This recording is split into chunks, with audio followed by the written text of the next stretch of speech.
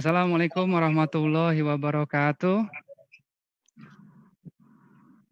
Ya, walaupun saya mute, tapi saya ngelihat bibir teman-teman semua kayak udah jawab. Saya cek sekali lagi. Assalamualaikum warahmatullahi wabarakatuh. Waalaikumsalam warahmatullahi wabarakatuh. Oke. Selamat datang, selamat sore, selamat datang semuanya di acara Ramadan Bistalk 2020 edisi spesial, gitu ya. Alhamdulillahirrabbilalamin. Asyhadu an la ilaha illallah wa asyhadu anna muhammadar rasulullah sallallahu alaihi wasallam wa ala alihi wa sahbihi ajmain amma ba'du. Terima kasih semuanya atas partisipasinya, atas semangatnya ya. Teman-teman semua udah dari jam berapa tadi saya lihat di waiting room udah rame ya. Ini kita mau denger siapa sih ya, kok semangat banget gitu ya. Selamat datang saya ucapkan sekali lagi untuk teman-teman semua yang sudah hadir di sini. Alhamdulillahirrabbilalamin kita bisa bertumpul kembali di acara Ramadan Bistalk 2020 ini dengan menghadirkan seorang pembicara yang luar biasa. Ya, acara ini diinisiasi oleh Armina Reka Group gitu. Nah, sebelumnya saya mau sapa dulu satu-satu teman-teman semua yang sudah hadir sekitar 150 di Zoom dan di Facebook ini saya lihat sudah ratusan juga ya kalau nggak salah ya. Perkenalkan saya Eril, saya adalah Sales Manager dari Armina Group. Saya kali ini membantu untuk memandu acara Ramadan Bistalk 2020 ini. Dan karena ini acaranya spesial, jadi dari awal saya langsung infoin ke teman-teman semua yang sudah hadir. Jadi kita sudah mempersiapkan giveaway-nya gitu. Jadi giveaway-nya berupa apa gitu kan. Giveaway ini kami siapkan ada produk-produk spesial dari Armina Daily. Itu produk unggulannya ada Propolis Asia Pro, lalu ada Red Coffee, lalu ada juga voucher transportasi online senilai 200.000 untuk 5 orang yang beruntung gitu ya. Dengan cara seperti apa? Caranya adalah cukup teman-teman semua reshare video yang sedang live saat ini di Facebook Armina Reka IND, di-reshare lagi dengan caption semenarik mungkin versi teman-teman semua. Jadi kita bebasin versi captionnya seperti apa, nanti kita akan pantau caption yang paling menarik menurut kami akan hubungi lebih lanjut untuk pembagian giveaway-nya. Gitu ya Bapak Ibu ya. Nah, terus lalu di sini juga ada sesi tanya jawab untuk yang di Zoom. Mohon maaf kami terbatas. Jadi untuk yang ada di Zoom kali ini bisa mengikuti sesi tanya jawab. Dengan cara seperti apa? Nah, nanti pada saat saya masuk sesi tanya jawab, teman-teman bisa raise hand. Atau nanti di tengah-tengah pembicaraan pun kalau ada yang mau ditanyakan, is okay, raise hand aja. Raise hand-nya ya di menu Zoom-nya ada raise hand ya. Ada diklik di titik 3 ini ada menu raise hand, dipilih raise hand. Nanti saya akan list di atas untuk di unmute dan saya persilakan untuk berbicara langsung dengan pembicara kita. Ya Bapak Ibu, informasi acara ini diinisiasi oleh Armina Reka Group. Armina Reka sendiri adalah sebuah perusahaan travel haji dan umroh yang mana sudah berdiri sejak tahun 1990. Jadi sudah 30 tahun berjalan ya Indonesia dan sudah mendapatkan rekor muri. Wah, rekor seperti apa silahkan dicari sendiri ya. Nah, lalu di tahun ini Armina Reka sedang merayakan ulang tahunnya yang ke-30 dengan mengadakan berbagai macam rangkaian acara. Nah, acara-acaranya diantaranya yaitu acara seperti giveaway, seperti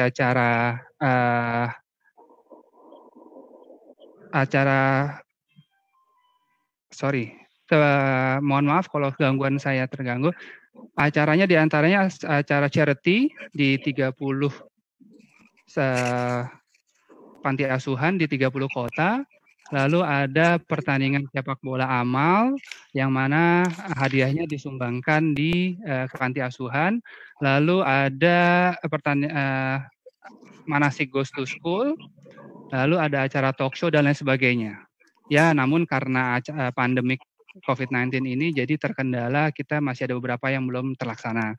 Nah, salah satunya Ramadan Bistock ini merupakan salah satu di rangkaian mana mengadopsi sistem penjualan langsung gitu ya teman-teman semua. Jadi Arminadel sendiri sudah memiliki sertifikasi dari Majelis Ulama Indonesia. Nah, jadi lebih tenang dalam kita menjalankan bisnisnya ya Bapak Ibu ya. Oke teman-teman. Nah, kesuksesan perusahaan Armina Group ini tidak lepas dari sesosok orang yang luar biasa di baliknya. Gitu.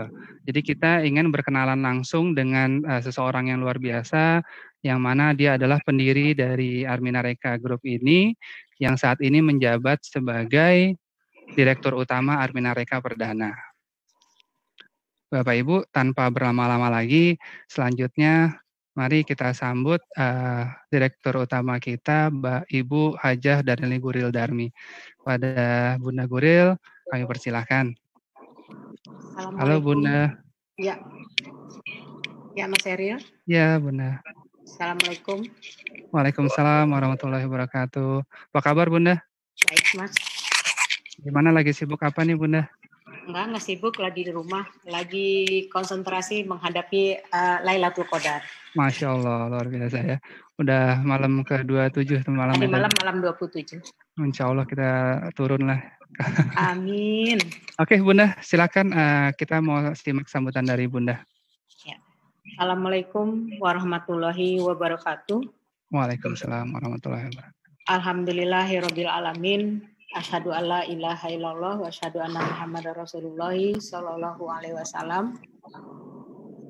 Alhamdulillah kita panjatkan syukur kita kehadirat Allah Subhanahu wa taala atas segala nikmat yang telah diberikan kepada kita, termasuk hari ini luar biasa bisa ketemu tamu yang spesial yang biasanya cuma dalam impian dan hari ini bisa bicara langsung, bisa ketemu langsung. Terima kasih Pak sudah hadir di acara ini.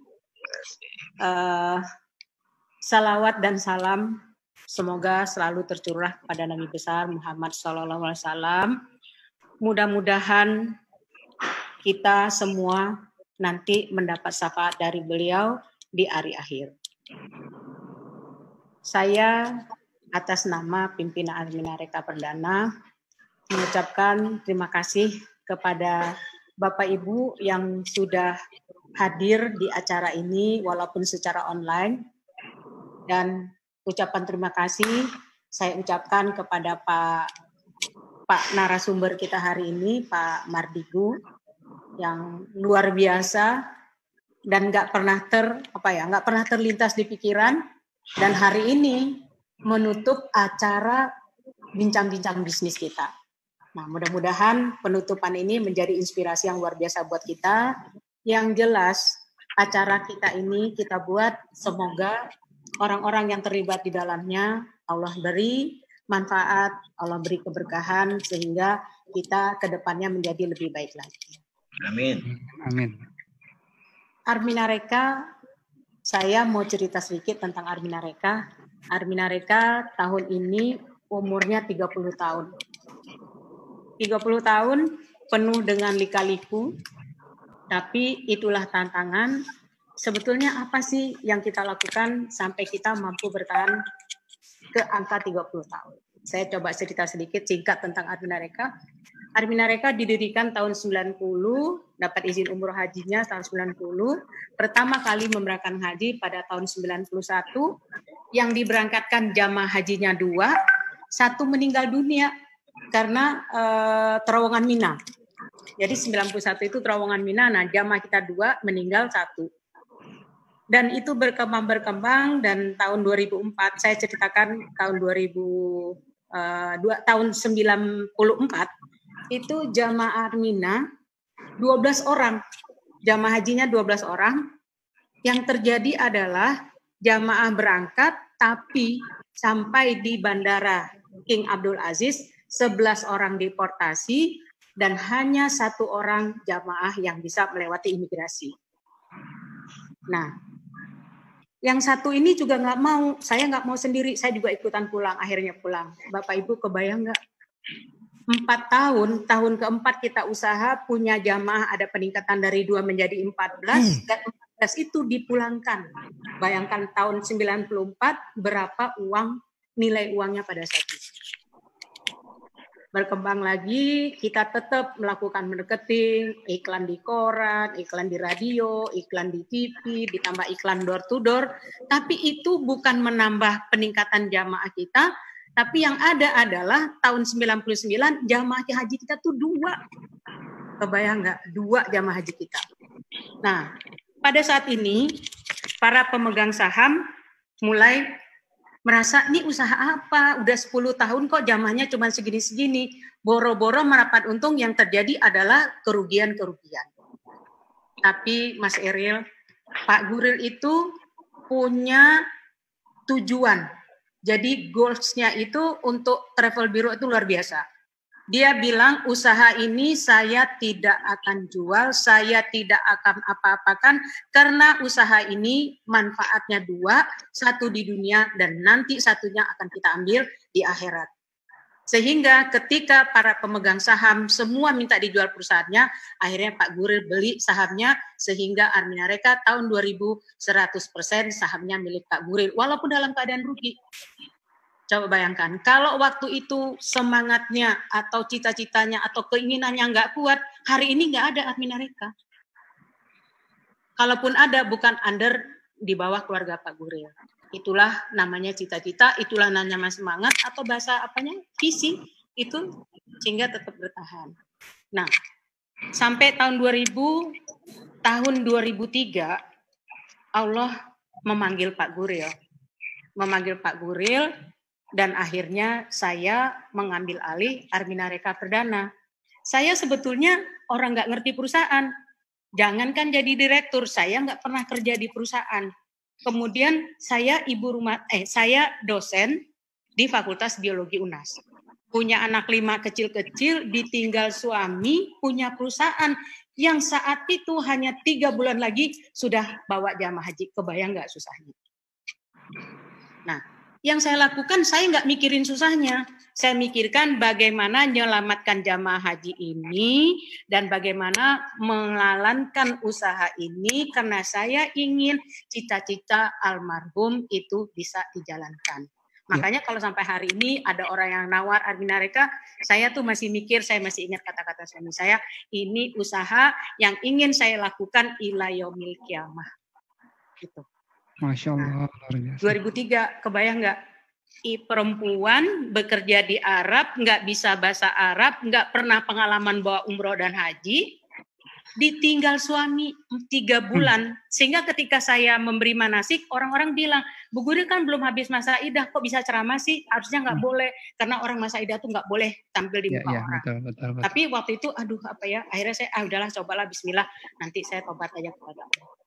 Itu 2003. Nah, ketika 2003, ya Pak Guril ninggalin perusahaan, ninggalin utang, ninggalin aset, ninggalin anak yang luar biasa. Alhamdulillah, satu hari saya berdoa, ya Allah beri aku kekuatan untuk mendidik anak-anakku dan menjalankan perusahaan ini di tengah malam. Ketika saya lihat anak saya tidur, anak saya kecil-kecil, saya lihat saya doa itu supaya bagaimana Allah bisa menolong saya doa supaya saya diberi ilham, diberi kemampuan, diberi kekuatan bisa mendidik anak-anak dan bisa menjalankan usaha ini. Alhamdulillah saya bisa menjalankannya dan setelah pulang dari haji saya inventarisir, ngobrol sana ngobrol sini, minta pendapat sana sini. Akhirnya pada tahun 2008 kita melakukan perubahan, yaitu perubahan pola marketing. Yes. 2008. Inilah awal mula perkembangan pertumbuhan jamaah Armina yang sangat luar biasa. Kalau hari ini Bapak Ibu dengar Arminareka, pasti orang bilang travel terbesar di Indonesia. Alhamdulillah. Jadi kalau kita ukur angka tingkat dunia, mungkin Armina termasuk yang besar juga kalau ukurannya travel bukan negara. Dan ini angka ini luar biasa. Jadi apa yang ingin saya sampaikan, ketika kita punya perusahaan, kita harus punya visi yang kuat. Kedua, dalam cerang waktu tertentu kita harus melakukan perubahan-perubahan, di tengah jalan dapat cobaan macam-macam, itu adalah cara Allah menguji kita, mentraining kita supaya ke depan kita bisa lebih baik lagi. Ketika cobaan datang, masalah datang, kita hadapi secara dunia supaya kita beres rapi administrasinya, kita hadapin secara Allah ya supaya kita lebih menyerahkan diri kepada Allah, karena tidak ada, Allah sudah menentukan innallaha yarzuqu may yasha. Itu katanya Allah. Allah itu menentukan rezeki bagi orang yang dikehendaki. Kalau kita sibuk dengan teori macam-macam, kita lupakan Allah, saya nggak tahu seperti apa. Karena yang punya rezeki Allah, yuk kita secara dunianya kita beresin, secara agamanya, yuk kita serahkan kepada Allah. Allah sudah memberi garisan, sudah dicontohkan oleh Nabi Muhammad SAW, bagaimana cara orang Islam itu berbisnis. Jadi kalau minta, jangan minta kepada orang, mintalah kepada Allah, supaya karena Allah lah yang punya rezeki. Ya, setuju banget Bunda. Hari ini saya sebetulnya pengen banyak ngobrol, tapi saya tertarik satu buku Pak Mardigu, namanya Disiplin Kata. Ini penting buat kita. Adminareka punya tagline, sukses, sehat, kaya, berkah. Dan ini selalu diucapkan terus-menerus, sukses, sehat, kaya, berkah. Itu tagline kita, para pensiar Baitullah, bahasanya begitu. Dan saya sebagai pimpinan Direktur Adminareka Perdana, saya tidak pernah mengeluarkan kata-kata dengan masalah apapun, Armina rugi, itu nggak pernah, itu pantang. Karena saya nggak mau, selalu saya ganti, bukan rugi, tapi keuntungan kita berkurang. Itu nanti kalau Bapak Ibu punya kesempatan baca.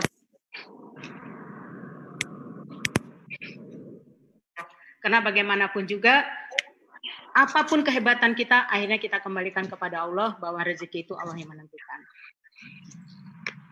Tahun ini kita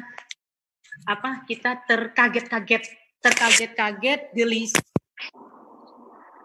pemikiran kita. Nah, kalau menurut jangan galau kalau itu terus-menerus kita lakukan, maka kita tidak akan menjadi orang yang produktif. Saya tahu pandemik ini memang membuat kita semuanya menjadi susah. Tapi kita harus berpikir, kita harus bangkit, dan kita harus mampu beradaptasi dengan menghadapi perubahan ini. Harapan saya dengan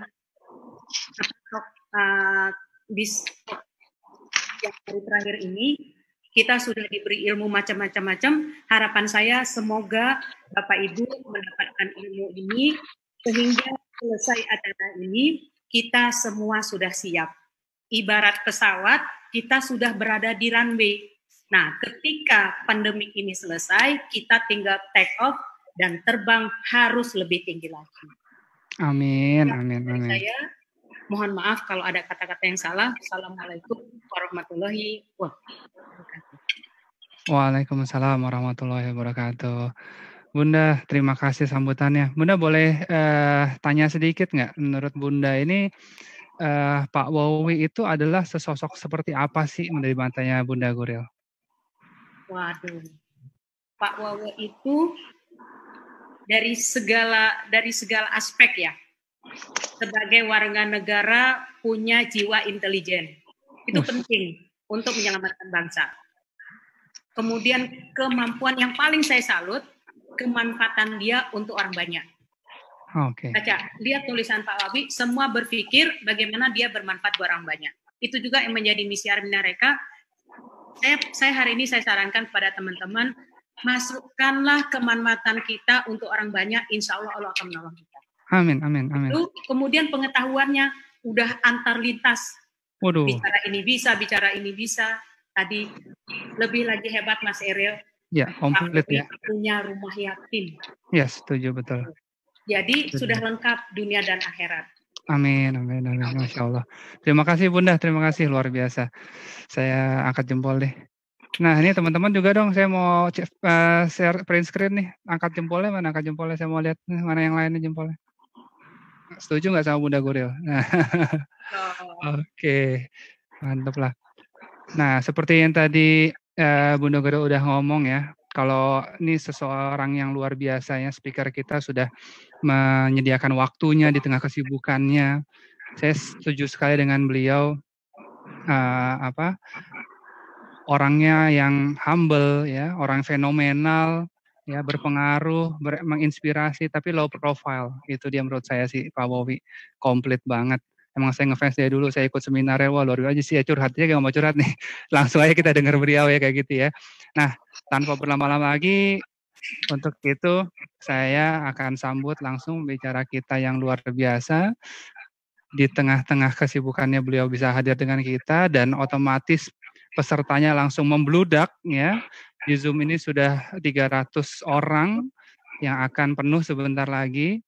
Ada sekitar 500, lalu di Facebook saat ini udah, waduh trafficnya naik banget nih. Sudah hampir 500 orang yang di Facebook ya, saya lihat ya. Mantap kalau gitu. Baik, ini dia langsung bicara kita yang fenomenal, Bosman Sontoloyo, Bapak Owi Mardigu. Mardigu Prasantyo, kami persilahkan. Selanjutnya saya akan serahkan kepada moderator kami, yaitu Direktur Operasional Armina Daily, Bapak Rusdi Muzakar. Kami persilahkan. Thank you Mas Eril. Yuk, sehat Bos? Sehat.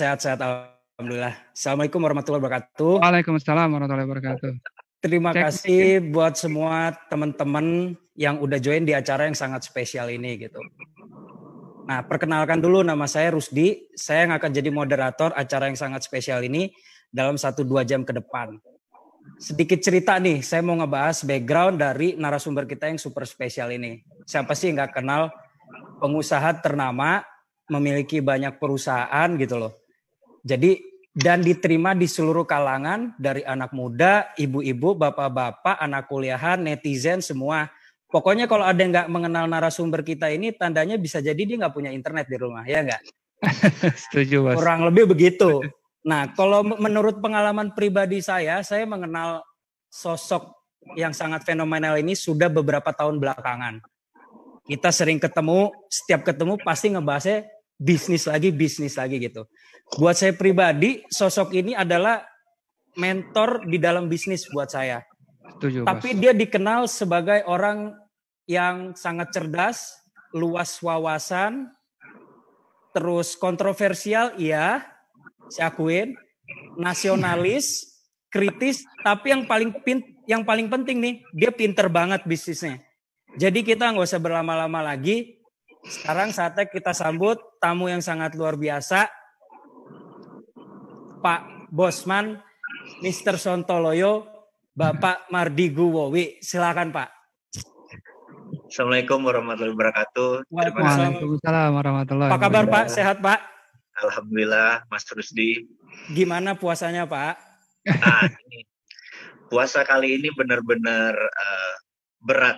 Ternyata puasa kalau kita sambil kerja di luaran, walaupun fisiknya capek, menurut saya pribadi malah itu lebih seru. Begitu di rumah ya, itu kayak nggak puasa jadi. Godaannya lebih berat ya, Mas. Jadi nggak capek-capek banget puasa tahun ini, alhamdulillah gitu ya. Kita harus ganti dengan baca Quran lebih panjang, lebih detail. Kitab-kitab lama harus diulang lagi karena waktunya cukup dan Mas Rusdi tahu saya gila baca gitu ya.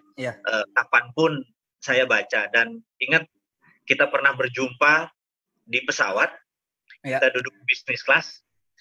Itu mantap. Saya hampir baca itu. Terus akhirnya kita ngobrol sepanjang perjalanan dan ujung-ujungnya bisnis lagi gitu ya. Sebenarnya hidup nggak bisnis amat sih harusnya. Bisnis itu gampang gitu ya, tanya aja ibu gitu. Yang susah itu manusianya. Karena itu kalau bisnis mau lancar ya kurangi jumlah manusia gitu aja. Pemerintahnya juga susah mungkin Pak. Nah apalagi karena otak manusianya kebanyakan gitu ya. Mungkin yang membuat keputusan itu jadi terlalu panjang. Coba kalau manajemen itu sesederhana Armina Reka gitu ya. Pasti pemerintah itu cepat buat keputusan gitu, nggak caca maju mundur, mudik pulang kampung dan bolak-balik gitu ya. Itu ya karena rumitnya birokrasi gitu. Nah, saya pikir suatu hari Indonesia harus disederhanakan. kementeriannya kebanyakan gitu ya. Di negara-negara Eropa tuh menteri cuma 9, 18 gitu ya. Padahal ya dikelola juga sama banyaknya gitu ya. Nah ini mungkin nanti yang akan kita gelorakan kepada anak-anak muda bahwa cara cerdas bernegara itu akan menjadi kepastian untuk di masa depan. Karena di tahun 2024 mungkin kita memilih presiden baru, usahakan yang lama-lama ini termasuk saya ini yang nggak usah aktif gitu ya. Biar yang muda-muda aja gitu, Mas Rusdi dan teman-teman ini, Mas Eril dan lain sebagainya gitu. Men. Oh ya Pak, sedikit nih karena teman-teman juga udah nungguin dan kita semua di sini tuh orang gila Pak. Dalam artian gali ilmu langsung action. Jadi yang Sontol Loyo tuh nggak cuma Pak Mardigu, kita semua di sini penonton tuh semuanya gila. Saya yakin saya pedagang, Pak Wowi pedagang, teman-teman di rumah tuh semua pedagang, militan. Kondisi lagi COVID kayak gini mereka semuanya dijual. Saus lah, makanan lah, baju lah. Jadi kita langsung masuk ke topik utama kita. Apa sih sudut pandang seorang Mardigu Wowi tentang perubahan atau potensi dalam dunia bisnis baik global maupun nasional pasca pandemik ini. Jadi supaya teman-teman tuh paham apa nih langkah apa kira-kira yang mau diambil. Boleh silakan dijawab Pak. Terima kasih. Oke, terima kasih. Assalamualaikum warahmatullahi wabarakatuh kepada seluruh sahabat Arminareka dan teman-teman yang saat ini menyaksikan acara ini. Kita berusaha membuat acara ini seru, acara ini tidak tegang-tegang banget gitu ya. Berilmu itu tidak harus serius, berbisnis juga tidak harus ngotot gitu ya. Karena kalau kita tahu poin-poinnya, rumus-rumusnya semuanya mudah gitu ya. Nah, ada yang harus kita mulai adalah ini adalah sebuah peristiwa terbaru di dunia ini. Kalau ada yang pernah cerita, si A pernah berpengalaman tahun 98 masa krisis ekonomi di Indonesia, kemudian tahun 91 waktu Perang Teluk, kemudian tahun 2008 ada subprime mortgage dan lain sebagainya. Saya secara pribadi pernah melewati itu semua, tetapi untuk COVID ini saya berkata bahwa saya nggak berani sombong bahwa saya pernah melewati masa itu, bahwa di masa ini saya akan bisa lewati dengan mudah. Jadi saya awali mungkin di ngabuburit di Ramadan ini ya pasti saya akan mengutip intisari atau tengahnya Al-Quran gitu ya. Jadi kalau surat pertama kita baca dari Al-Baqarah, kita baca terus sampai khatam di surat Anas. Kemudian dari Anas kita baca mundur sampai surat Al-Baqarah itu, maka kita tahu itu ketemu sebuah kata wayatalataf. Setuju ya? Itu saya mengambil versi saya ya di dalam mengartikan kata wayatalataf itu. Bagi saya tengahnya Quran itu adalah seseorang harus latifah, harus fleksibel. Jadi kalau Anda menerapkan Al-Quran, Anda menjadi Quran yang hidup. Tengahnya Quran itu kata wayatalataf atau fleksibel. Jadi di masa kayak gini, kalau Anda kaku, kalau kita kaku, stiff gitu ya, kaku ya, Anda tidak akan bisa melewati. Quran itu fleksibel itu, latif itu, lembut itu, lunak itu adalah seperti bambu. Begitu ada angin keras dia rubuh sedikit, begitu angin ini dia balik lagi gitu ya. Nah, di masa COVID ini kita harus memanfaatkan kefleksibelan kita. Atau bahasa manajemennya namanya agility, kemampuan kita mantul. Jadi bukan jatuhnya yang penting, adalah mantulnya. Mungkin cerita tadi, 30 tahun Armina, jatuhnya banyak. Tetapi mantulnya selalu lebih tinggi dari jatuhnya. Nah, kalau mantulnya lebih tinggi dari jatuhnya, ya trennya naik gitu ya. Nah, sekarang kita tahu semua orang lagi menderita dan saya bisa mengatakan semua ini adalah bukan dari baca, tetapi beberapa hari yang lalu saya berbicara dengan teman-teman selebriti. Mereka ini nggak ada ordernya. Bisa bayangin, selebriti nggak ada ordernya. Kenapa? Karena TV itu banyak yang menghentikan acara. Jadi TV saat ini banyak rerun, boleh diperhatiin. Dia nggak berani buat acara baru. Kenapa? Karena yang iklan turun. Jadi yang dulu iklan itu 10, sekarang cuma 4-5. Bayangin, turun. Nah, kalau turun income-nya ya dia overhead-nya turun. Jadi para penikmat yang dulu kejayaannya TV, bintang-bintang host-nya segala macam, sekarang mereka nggak ada kerjaan. Dan ini bisa bayangin, kenapa turun? Yang mengiklan kenapa turun? Karena daya beli orang turun. Karena mendadak gara-gara social distancing orang nggak belanja. Jadi belanjanya lewat online. Nah, yang di fisik ini turun. Nah, 2 bulan ini benar-benar mempengaruhi banyak. Itu dari sisi dunia retail, gitu ya. Kemudian kita lihat dunia properti sudah 5 tahun ini memang nggak tumbuh sebaik 2014 ke belakang. Nah, terus COVID ini juga membuat sesuatu yang baru, tapi kita ingat bahwa perubahan itu selalu ke arah yang lebih baik. Ini saya note ya, perubahan itu selalu ke arah yang lebih baik. Contohnya, ada yang bilang COVID ini menyebabkan new normal, gitu ya. Pertanyaan new normal itu apa? Sebenarnya apakah nanti setelah ada COVID ini lewat, terus sesuatu semuanya baru? Jawaban saya tidak. New normalnya cuma sedikit, yaitu behavior atau perilaku kita mendadak menjadi lebih bersih. Kebiasaan wudhu yang tadinya hanya kalau mau bersolat, mendadak hampir wudhunya disarankan setiap hari. Dan bagi mereka yang biasa nggak putus wudhu, ini adalah, ya, Anda bersih terus, nggak putus wudhu, benar ya? Dan ini sebenarnya Rasulullah sudah ingatkan, di agama Islam sudah diingatkan lama bahwa orang yang bersih, yang nggak putus wudhu lah kita ininya, itu nggak mungkin kena corona gitu ya. Jadi kebiasaan bersih ini mendadak seluruh dunia diajarin gitu ya. Sebenarnya ini ngajarin wudhu sebenarnya gitu. Jadi higienis dan cleanliness itu new normal gitu. Jadi sekarang makan aja kita pilih yang bersih. Baru keluar aja kita bersihin, dan itu new normal. Bagi saya adalah alhamdulillah semesta mengingatkan bahwa wudhu itu adalah solusi sejak dulu kala gitu ya. Dan sekarang mungkin pakai sabun. Daripada pakai sabun ya udah wudhu aja sekalian, jadi nggak putus wudhu, bener nggak? Ini bagi saya adalah pencerahan, tapi kita kan nggak bicara agama terus karena kita tahu bahwa ada yang nanti tersinggung. Tapi ini kalau komunitasnya Muslim semua, saya langsung saya lega gitu. Saya biasanya kalau komunitasnya multi itu saya harus jaga-jaga perasaan orang. Kalau sekarang saya ngomong ini loh aslinya saya, bener nggak? ini. Nah, balik ke topik utama. Jadi memang benar bisnis banyak yang merugi. Tetapi Mas Rusdi dan teman-teman, ada 20% bisnis yang saat ini tumbuh gitu. Yaitu mereka yang sudah kenal atau sudah lama join dengan digital bisnis. Jadi digital itu bukan marketingnya saja digital, tapi accounting sistemnya sudah pakai POS, point of sales, distribusinya sudah pakai, kemudian iklannya dan marketingnya sudah pakai, dan sistem di kantornya udah pakai. Jadi udah 4.0. Jadi bukan sekedar digital marketingnya saja, jualannya lewat on air, enggak. Tetapi dia bisa ekspor ke luar negeri hanya dengan pencet tombol, itunya sudah langsung pabean, ngurusin ini dan sebagainya. Itu namanya manajemen 4.0 atau digital 4.0, dan mereka yang udah 4.0 nggak ada masalah dengan COVID gitu ya. Nah, dan ini adalah time to change, merubah. Jadi saya senang sekali tadi saya dapat inspirasi bahwa visinya Armina Reka tidak pernah berubah. Ingin memberi yang terbaik, sukses, sehat, kaya, dan berkah. Itunya visinya tidak berubah.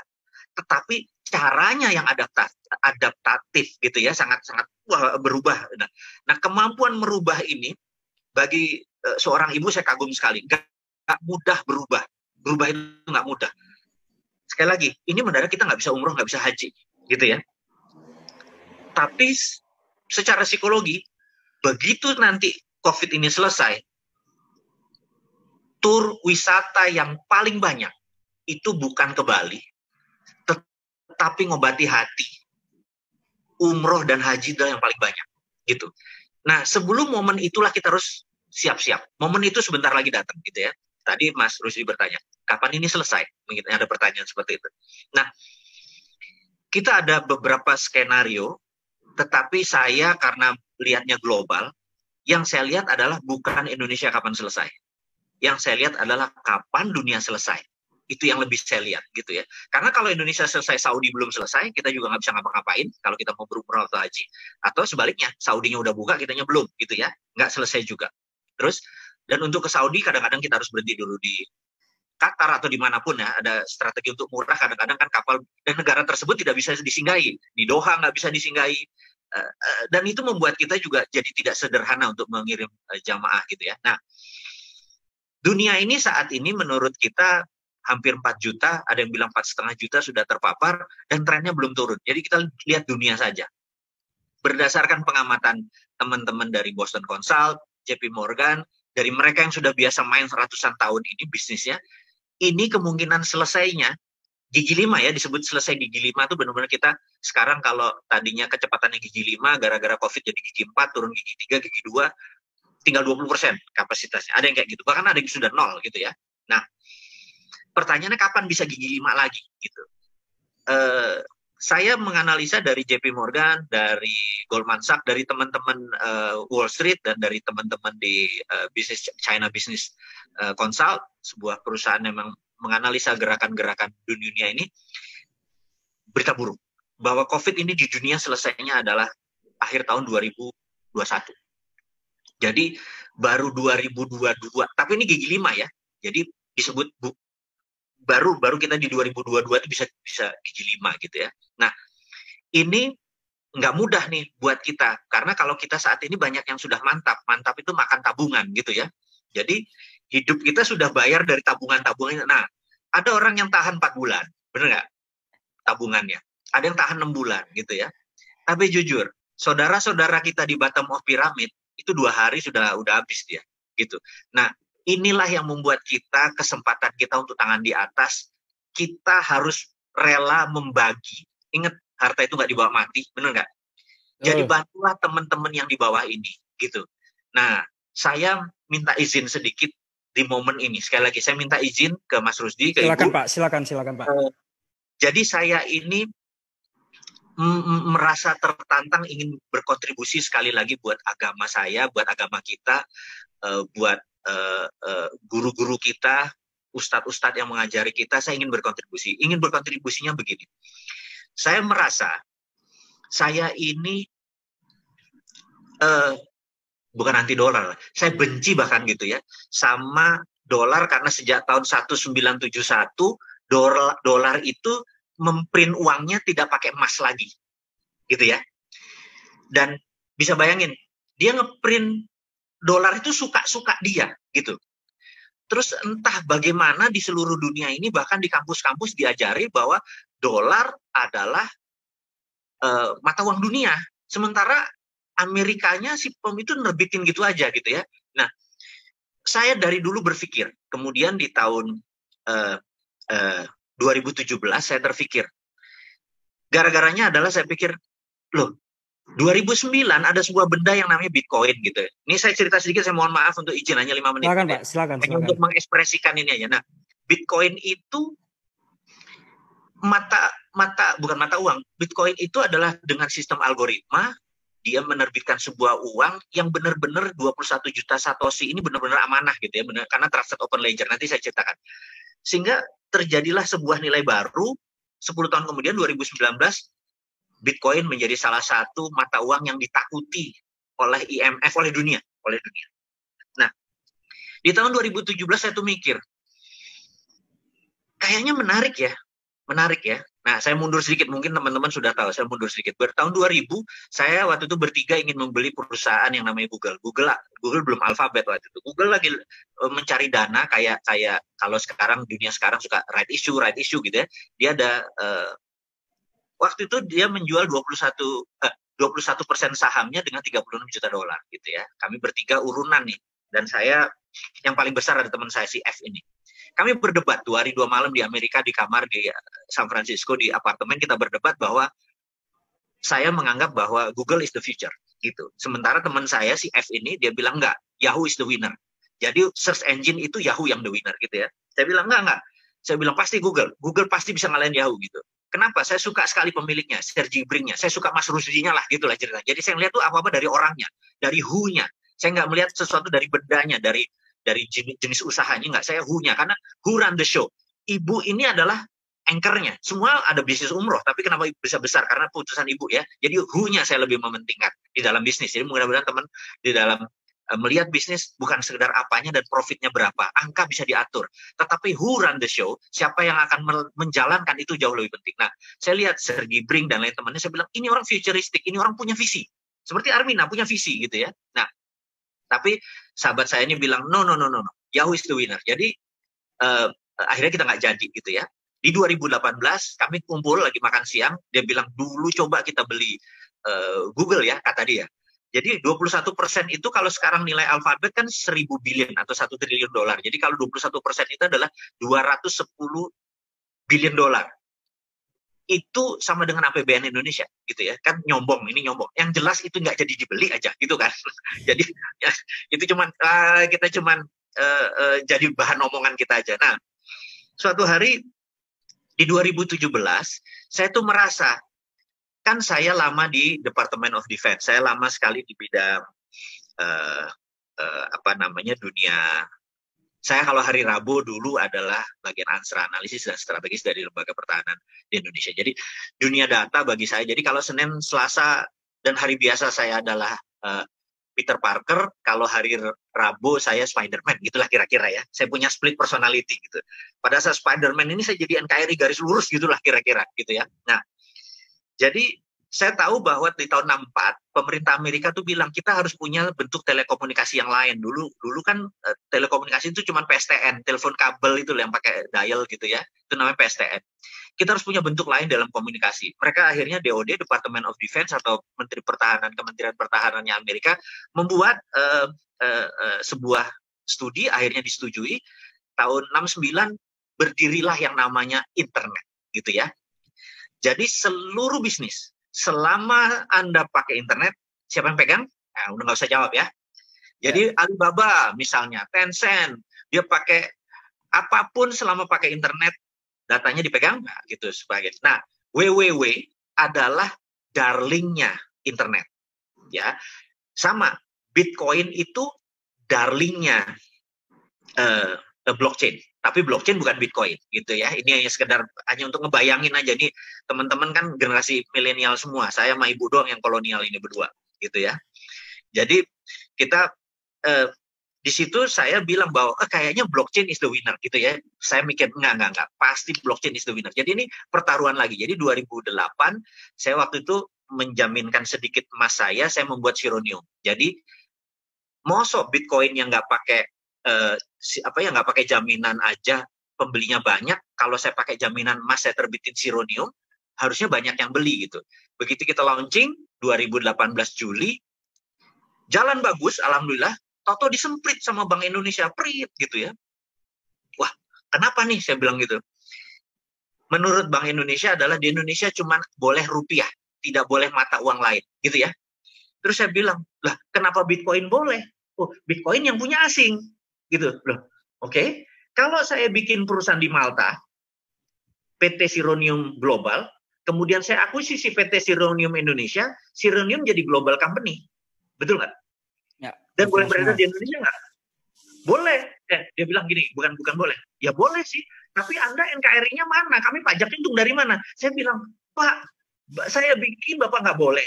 Saya tarik keluar, Bapak bilang nggak ada NKRI-nya. Bapak maunya apa sih? Bener nggak? Itu regulator tuh selalu kok bingung dia. Mau menegakkan sini salah, menegakkan sini salah.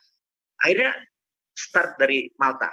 Jadi global company. Tapi NKRI saya bilang nih nggak bisa nih, nggak bener nih. Saya kan emang bener itunya keluar. Lalu 9 bulan yang lalu saya merenung. Saya bilang enggak. Saya mau melakukan terobosan. Jadi saya ambil jaminan emasnya tadi gitu ya. Saya ambil jaminan emasnya lagi. Saya ubah bisnisnya. Jadi ini Sironium 2.0 gitu ya. Saya ubah. Nah, saya akhirnya merubah adalah begini. Oke, saya tetap pakai rupiah. Jadi kita nggak melawan Bank Indonesia. Tetap pakai rupiah. Tapi saya pengen rupiahnya sekarang ada underlaying. Paham ya? Underlaying ya. Nah, sahabat semua, jadi hari ini tanggal 20 Mei, Hari Kebangkitan Nasional, juga hari di mana kita berbicara bisnis dengan Armina ini adalah Hari Kebangkitan Nasional. Hari ini saya minta izin kayaknya tadi untuk menyatakan bahwa Anda punya ATM kan, sahabat, gitu ya. Benar nggak? Mas Ruzi punya ATM. Mas banyak, Ruzi taruh alhamdulillah. Banyak, ya? Banyak, alhamdulillah. Nah, Mas Ruzi taruh uang di ATM. Betul ya? 10 juta gitu ya. Ya. Nah, di tempat kita, di Dinaran ini namanya, Mas Rusdi bener pakai ATM 10 juta. Nah, di ATM-nya nanti ada 10 juta dan setara nilai 11 gram. Gitu ya, misalnya. Paham. 11 juta. Nah, ATM ini berlaku di seluruh GPN. Jadi mau tarik tunai, mau tarik edisi, segala macam. Karena memang alat bayar. Begitu Mas Rusdi belanja 1 juta, maka gramasinya turun. Otomatis kepotong ya? Langsung kepotong. Iya. Kalau Mas Rusdi diamkan, harga emasnya naik, ini ikut naik. Ikut naik. Kalau harga emasnya turun, dia ikut turun, Pak. Tapi ingat, harga emas turun, harga luar juga, harga barang-barang juga ikut turun. Jadi, setuju. Kita tidak punya riba lagi, benar nggak? Betul. Ini anti riba nih, karena dulu untuk inflasi dengan uang 10 juta kita taruh di deposito 5% supaya kita tidak kena inflasi. Tapi bunganya riba. Kalau kita sekarang ini rupiahnya dengan dinaran ada emasnya, membuat tidak ada riba dan inflasi lagi. Jadi uang kita bebas riba, bebas inflasi. Ini jihad terbaru saya, namanya dinaran. Saya ingin teman-teman saat ini. Jadi pertama mulainya nanti jam 20.00, belum sekarang. Jadi baru nanti di launching. Jadi hari ini Pak. Jadi saya mohon maaf, ini belum launching. Jadi ini adalah bentuk jihad saya, yang baru. Saya pengen kita berbasis emas kembali ke namanya dinaran, gitu ya. Berbasis emas dulu, karena kalau kita menerbitkan dinar nanti dibilang mata uang mana lagi, BI teriak-teriak lagi. Jadi udah uangnya tetap rupiah, tapi rupiahnya sekarang punya underlying, punya emas. Dan ini emas saya taruh sebagai jaminan. Dan ini sekarang ke depan saya harapkan ini menjadi terobosan teman-teman yang ingin bebas riba. Karena gini, tahun 2010 di Indonesia terjadi fenomena yang menarik yang kita sebut hijrah 1.0. Jadi teman-teman berhijab, teman-teman pakai wardah gitu ya, teman-teman menutupi auratnya, itu adalah gerakan hijrah 1.0. Kemudian tahun 2017, 2018 terjadi fenomena baru, hijrah 2.0. Apa itu hijrah 2.0? Makanannya mau halal. Jadi kenapa kalau kita lagi di Kuta bingung makan, ya udah pilih abnormal, karena di abnormal itu makanannya sertifikatnya halal, ada musolanya gitu ya. Fenomena makanan mau halal ini adalah 2.0, hijrah 2.0. Yang menarik sekarang adalah sejak 2020 awal ini semua orang ingin hijrah 3.0, yaitu income-nya mau halal gitu ya. Nah, udah kerja capek-capek, kena inflasi, taruh di bank, kena riba, ngerti nggak? Masuk neraka juga, sama aja. Nggak ngomong kita. Nah, dengan adanya dinaran ini kita harapkan hal itu tidak terjadi lagi. Jadi, sahabat mungkin saya malah jualan, tapi nawa itu saya bukan jualan. Nawa itu saya adalah saya ingin mengingatkan bahwa yuk stop riba. Karena jangan-jangan ini adalah hukuman kita nih dapat corona ini. Misalnya ya, saya ini kan ya gitu. Nah, oke, gimana solusinya? Ada dinaran. Dinaran.id kalau untuk webnya, terus nanti kalau di Android sudah bisa di-download, nanti jam 20 adalah dinarannya. Saya rasa itu dulu, saya kebanyakan ngomong, kali ngapunten Bu Darneli. Oke, jadi Pak Wawi, palingan sedikit pertanyaan nih. Maksudnya aku udah pernah dengar tuh yang Pak Wawi, kita ketemu, Pak Wawi bahas itu, dan Pak Wawi bawa emasnya kan. Saya sendiri udah melihat gitu. Itu menarik. Nah, cuman kan di dalam kondisi COVID seperti ini Pak, banyak nih bisnis yang gak cuman rugi tapi kolaps gitu. Dan kebanyakan bisnis kita kan mungkin 60% ditopang dari sektor informal lah, atau UMKM lah kurang lebih begitu. Kalau misalnya UMKM dia kolaps, boro-boro dia mau masuk lagi gitu loh. Modal yang terakhir aja dia masih minjem. Kalau kayak Pak Wawi kan duitnya beli Google aja bisa. Tadi yang valuasinya sekitar berapa? 20.000 triliun ya kurang lebih kalau saya nggak salah itu. Nah kira-kira ada nggak nih Pak saran atau masukan buat teman-teman tuh yang kayak lagi down kondisinya seperti ini? Gimana sih untuk kita bisa rebound dan balik dan menjadi apa ya? Punya semangat lagi dalam berbisnis. Saya minta maaf Mas Rusdi, saya ini bukan motivator yang bisa memberikan kata-kata, ayo dong kakak, kamu bisa gitu. Saya nggak bisa gitu. Saya bukan tipe begitu. Jadi gimana kalau saya kasih contoh aja? Contoh. Ya gitu boleh Pak. Nah, saya itu merasa ini ya tahun 2018 kembali lagi saya itu merasa bahwa kalau Mas Rusdi punya uang banyak, Armina katakanlah punya, mau membesarkan cabang dengan usianya 30 tahun, Armina IPO. 30% sahamnya dijual dengan harga 500 miliar. Ini contoh ya, angka dari langit ya. Itu namanya Anda mencari dana dari publik dengan memberikan 30% saham, terus kita punya rencana beli pesawat segala macam karena setiap tahun begini dan itu ekonominya lebih dan lain sebagainya. Itu cuma strategi ya. Nah, apa yang terjadi kalau perusahaannya cuma nilainya 100 juta, 200 juta, 500 juta gitu ya. Syarat untuk IPO itu kan harus 100 miliar nilai aset perusahaannya gitu. Nah, saya merasa tergugah. Jadi tahun 2018 saya buat namanya Santara Equity Crowdfunding. Dengan Santara ini seluruh UKM bisa listing. Dan ajaibnya minta duit 700 juta 2 jam sold. Tapi sold out terus itu Pak. Setiap saya mau masuk sold out terus. Ya, ini saya cetak. Tapi baru jalan 3 bulan Mas Rusdi disemprit sama OJK. Nah, lain lagi nih. Kalau tadi BI yang nyemprit, sekarang yang nyemprit OJK. Oh, sama berarti kita, Pak. Nah, ya. Nah, saya datang ke OJK. Saya bilang, kenapa? Anda melanggar undang-undang bursa. Undang-undang bursa yang mana? Undang-undang bursa itu hanya boleh Bursa Efek Indonesia. Saya bilang kalau Anda nggak ubah, udah 6 presiden, karena tahun 96 itu, Anda kan nggak bisa membuat UKM ini naik, gitu ya. Tapi yang Anda buat ini peraturannya belum ada, gitu. Anda nggak boleh jalan. Saya bilang, tar dulu. Saya waktu itu boleh Anda, teman-teman boleh berdebat. Saya bilang, di agama saya, semua itu, saya ngomong saya karena saya nggak tahu di sana pejabat-pejabatnya agamanya apa aja, bener nggak? Saya bilang, di agama saya, seluruh hal itu halal, kata Allah, kecuali yang Allah haramkan. Saya bilang gitu. Anda, OJK, semua hal itu adalah haram, kecuali yang Anda halalkan. Anda ini lebih hebat dari agama gua, gitu ya. Ini mujahidnya keluar ini, gitu. Terus, jadi, ini Anda harus rubah, gitu. Tapi gimana? Karena aturannya nggak ada. Saya bilang di Singapura, di Amerika tuh ada namanya regulatory sandbox. Anda buat aja di situ. Selama kami tidak melakukan tindakan pidana hukum, ya udah. Karena kan kami nggak nyuri, kata bilang. Nggak bisa Pak, nggak ada peraturannya. Itu. Nah, terus saya datang ke Pak Dahlan Iskan, sahabat saya. Saya bilang, Pak, ngapunten Pak, saya minta tolong Pak. Gimana caranya saya bisa keluar dari masalah ini? Saya mau nolong umat nih, gitu kan. Karena yang listing kan UKM-UKM itu. Pak Dahlan bilang, kamu belajar ke Shenzhen Stock Exchange gitu ya. Kalau di Cina itu ada Shanghai Stock Exchange untuk BEI bursanya, tapi kalau UKM-nya ada Shenzhen Stock Exchange, itu puluhan ribu perusahaan listing di sana. Kamu pelajari. Saya kirim anak-anak 3 bulan di sana mempelajari, terus pulang kita dapat ahanya. Oh gini caranya gitu ya. Terus gimana caranya? Gini, kamu panggil Pak Imawan. Pak Imawan itu mantan petingginya Jawa Pos, tangan kanannya dia.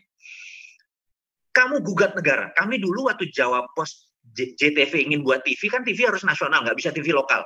Mereka perbuatan yang melanggar hukum dilakukan oleh negara, mereka gugat negara, gitu, dan menang. Kamu gugat negara, saya bilang, wah menarik nih. Apa bahan gugatannya, benar nggak? Terus saya ingat bahwa kalau kita masuk di urun dana itu kan bagi hasil kan, bagi hasil ini kan bebas riba kan, syariah kan, benar nggak? Ya. Saya bilang, wah ini menarik nih. Saya melakukan gugatan ke OJK gini, perbuatan yang melanggar hukum dilakukan oleh negara karena menghalangi hak konstitusi saya untuk bebas riba. Wah, geger OJK. Jadi, saya bilang saya nggak peduli yang lain bebas riba, tapi gue mau fight buat agama gue, gitu kan? Gitu. Saking kencengnya mereka bilang, mas, jangan mas. Akhirnya dikeluarin izinnya, bener nggak? Nah, bulan apa dikeluarin tuh Pak izinnya Pak? September tahun lalu. Gitu ya. Nah ini sebagai pengusaha nggak ada matinya. Ibu ngajarin kita pengusaha nggak matinya. Kita mengajari gimana anak-anak muda nggak ada matinya. Jadi gini teman-teman. Sekarang izinnya sudah komplit. Dan saat ini ada 137.000 member Santara. Rata-rata naruh uang antara 10 sampai 50 juta. Jadi di Santara saat ini ada 4,7 triliun. Ya. Yang memerlukan Anda para UKM, yuk listing di tempat kita di Santara, kita ada pra-listing, taruh semua masalah Anda. Ini adalah cara kami menolong corona relief, teman-teman UKM yang udah stres, duitnya nggak ada, gara-gara kena utang, pinjaman, jaminan kesita, segala macam. Taruh di tempat kita. Untuk dapat kapital baru gitu ya Pak? Dapat kapital baru, dan ada pre-listing. Pre-listing itu Anda taruh dulu, di mana orang-orang bisa melihat, ada bisa nanya. Dan ini nanti kita baru listing untuk ambil dananya. Jadi teman-teman, saya sekali lagi, saya bukan motivator yang bisa, ayo kamu harus begini, kamu harus begini. Enggak, itu ada Santara, benar nggak? Pakai aja Santara. Terus kalau duitnya nanti nggak ada ini, ya udah pakai Dinaran. Jadi Ibu, punten, jadi ini hanya sedikit berbagi Bu. Nggak ada ilmu saya ini Bu. Lanjut ya, Pak Wowi ini emang deh, hebat deh. Soal Santara saya ngikutin juga tuh. Pas Pak Wowi dari masih OJK, sampai Santara udah live saya ngikutin. Sampai saya ketemu Pak Wowi yang keberapa kali, Pak Wowi, saya mau beli saham di Santara, kok sold out mulu? Ini nggak ada nih backdoornya dibuat saya. Kan saya mau main juga receh-receh 5.000, 10.000 kurang lebih gitu. Next, mungkin pertanyaannya gini Pak. Nggak enak kalau misalnya berbincang dengan Pak Wowi, tapi nggak ada nggak ada kontroversinya lah begitu. Satu dua di antara teman saya tuh selalu ngomong, ini si Mardigu Wowi, dia kelihatannya pinter ngomong, wawasannya luas. Kenapa ya dia nggak jadi punya jabatan di pemerintahan atau di politik atau nggak jadi staf penasehat presiden? Bukan staf khusus ya Pak. Kalau staf khusus kan baperan. Nah, penasehat gitu loh Pak. Jadi pertanyaannya, apakah Pak Wowi ini cuma gimmick doang, pinter ngomong doang, atau memang sebenarnya Pak Wowi emang nggak mau masuk di pemerintahan, jadi cuman kritik-kritik aja gitu. Mungkin pertanyaan teman-teman seperti itu, saya merangkum aja. Ya, good, pertanyaannya bagus. Yang jelas adalah saya tidak bercita-cita ingin menjadi public service atau seperti government, pemerintahan itu kan public service. Ya. Yang kedua, jadi saya bukan orang politician. Saya hanya merasa sejak tahun 90-an, 98 tepatnya, masuk masa reformasi, di angkatan saya, di angkatan ibu dulu ada pelajaran PMP, ada pelajaran tentang bernegara, ada pelajaran tentang Pancasila, ada pelajaran. Nah, pelajaran itu mendadak hilang dari tata pelajaran nasional, sehingga putra-putra yang usianya mungkin 35 ke bawah atau 30 ke bawah saat ini bernegara itu masih kurang terlalu paham. Nah, bernegara itu ada 7. Namanya IPOLEK-SOSBUD HANKAM, Ideologi Politik, Ekonomi, Sosial, Budaya, Pertahanan, dan Keamanan. Jadi saya ngomong hanya 7 topik itu aja supaya teman-teman cerdas bernegara. Nah, nanti cara Anda bernegara Anda pilih sendiri. Saya adalah tetap pebisnis, saya mengambil jihad saya adalah berdagang gitu ya. Dan saya nggak bisa, rendah hati itu bukan gua banget gitu. Maksudnya rendah hati itu kadang-kadang kalau dalam bisnis, kalau orang nakal ya saya pecat gitu ya, nggak ada, waduh kasihan anaknya lagi sakit segala macam, tapi dia nyuri, you out gitu ya, nggak ada. Saya tuh thick face black heart gitu sebenarnya. Jadi karena itu kalau melayani publik kan hatinya harus kayak air, lapang, dimaki-maki harus tetap sabar gitu. Saya mana sabarannya, anco-ancoin orang, bener nggak? Itu jadi nggak humble saya ini gitu. Jadi saya pernah bilang kalau saya ketemu 10 orang, Pak Jokowi itu sopan, santun, humble, baik hati. Kalau dia ketemu 10 orang, nggak pakai sepatu, Pak Jokowi bisa copot sepatu supaya sederajat gitu. Saya nggak bakal copot sepatu, mendingan 10-10-nya gue beliin sepatu supaya kita sama. Tapi gue nggak mau turun gitu ya. Saya satu Pak. Nah, ya seperti itu. Jadi teman-teman, bukan saya ini mencari sensasi lewat udara. Saya hanya ingin berbagi bahwa keilmuan Anda daripada 9 bulan ikut Lemhanas, ya sudah kita berbaginya lewat kekinian gitu ya. Setelah itu saya tidak ada niatan untuk, karena itu wajah saya itu nggak mau nongol. Itu kalau nggak karena Mas Rudi, nggak karena Mas Rusdi atau karena Ibu, kecil kemudian saya hadir di sini. Ya. Kalau nggak persahabatan kita, kecil saya hadir di sini karena saya emang nggak mau tampang saya keluar. Gitu, saya nggak cari jeneng, bahasa Jawa ya, saya nggak nyari nama loh. Saya cuma nyari jenang, saya nyari duit gitu. Ya. Tapi tahun 2024 kan Pak Luhut Panjaitan udah nggak di pemerintahan Pak, masih tetap mau masuk kita. Ya udah teman-teman, Mas Rusdi aja lah, kita support abis-abisan. Teman-teman semua yang mau jadi saya support gitu ya, apapun saya support gitu. Saya biar ngewirit di belakang aja, tuh Uri Handayani di belakang aja gitu. Amin. Wah, ini perbincangannya nih semakin hangat nih, sama setiap saya ketemu sama Pak Wowi itu selalu bahasannya bisnis, geoeconomics, geopolitics. Jadi saya sebagai orang yang memiliki background ekonomi Pak, saya juga penasaran gitu loh. Ini kan lagi banyak isunya, ramenya tuh perang dagang, trade war antara Barat dan Kubu Timur, which is USA dan China. Apa sih Pak efeknya ke kita? Saya sendiri orang ekonomi ini, saya ngerti perang dagang, tapi kok saya nggak paham kenapa efeknya itu bisa ke Indonesia, kenapa efeknya bisa barang tiba-tiba jadi mahal atau jadi langka. Kira-kira bisa dijelasin nggak Pak sedikit, apa efek dari perang dagang itu sendiri ke negara-negara, terutama negara-negara ketiga gitu loh? Dunia saat ini harusnya bukan G20, government 20 negara, harusnya udah berubah menjadi G2, benar-benar cuma 2. Jadi di sebelah kiri ada China kesannya menyebut ras gitu ya. Kita nggak menyebut ras, kita menyebut government. Kita bukan menyebut orang Amerika, tapi pemerintah Amerika. Yang asshole ini kan pemerintah Amerika sama pemerintah Cina, bukan orang Cina atau orang Amerika. Harus diingat ya. Ini kita harus misahin antara negara, ras, suku, dan negara atau state gitu ya. Nah, pemerintah Cina ini punya strategi namanya economic approach karena dia ingin menjadi pengontrol dunia. Dia buat namanya obor. Ada 70 negara saat ini udah terikat sama obor, salah satunya Indonesia gitu. Nah, Amerika ini punya namanya, kalau ini punya high road namanya. Dia sama, high road. Nah, karena Indonesia 4-5 tahun terakhir miring ke Cina, maka industri Indonesia yang dulu merupakan bagian dari global supply chain.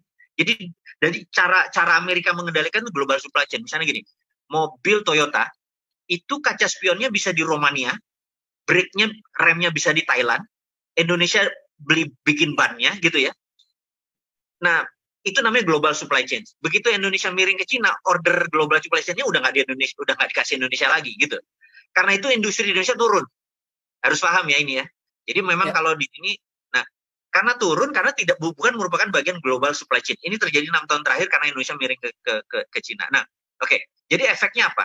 Sebenarnya efeknya adalah perang ini nggak berefek langsung ke kita, indirect. Perang ini adalah Amerika punya policy. Sekali lagi, saya ulangi, visi nggak pernah berubah. Visi Armina sudah 30 tahun tidak pernah berubah. Visi Amerika sebagai bernegara selama 75 tahun, sejak dinyatakan tahun 44, tidak pernah berubah. Visi Amerika adalah, Amerika punya 5,7% penduduk dunia, dan Amerika menguasai 65% kekayaan dunia. We want to keep it that way forever. Jadi Amerika ingin 65% kekayaan dunia milik Amerika. Nah, sewaktu Cina mulai menggerogoti 65% tadi, dia merasa ter-challenge, merasa tertantang. Apa tertantangnya? Tertantangnya market share-nya ini mau diambil. Nah, contoh nih, Mas Rusdi ya, teman-teman. Anda adalah pengusaha teh botol, katakanlah. Anda menguasai 65% soft drink, minuman ringan di Indonesia. Suatu hari, si Bosman Sontoloyo ini buat teh Sontoloyo, gitu ya. Nah, misalnya HPP-nya adalah 500 perak per botol, kemudian dikasih ke distributor 700, kemudian di pasaran 1000. HPP saya pasti juga 500. Tapi saya jualnya 600 ke distributor. Distributor jualnya 850. Harganya 15% lebih murah dari teh botol. Apa yang terjadi? Orang beli tehnya saya, teh si Sontoloyo, karena lebih murah dan organik, lebih enak. Gitu ya. Apa yang dilakukan oleh Sostro yang menguasai pasar 65%?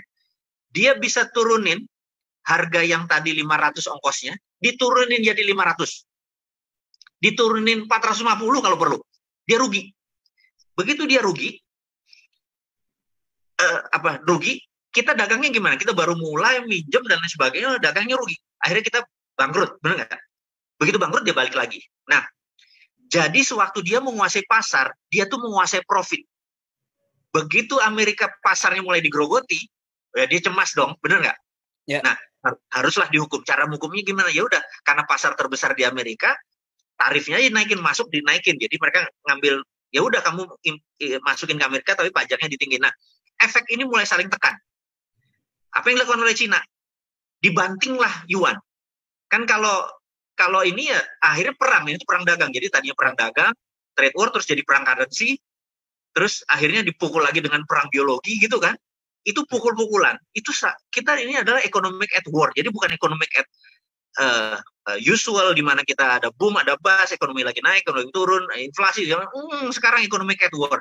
Nggak bisa, nanti kita cash is king, kita tahan.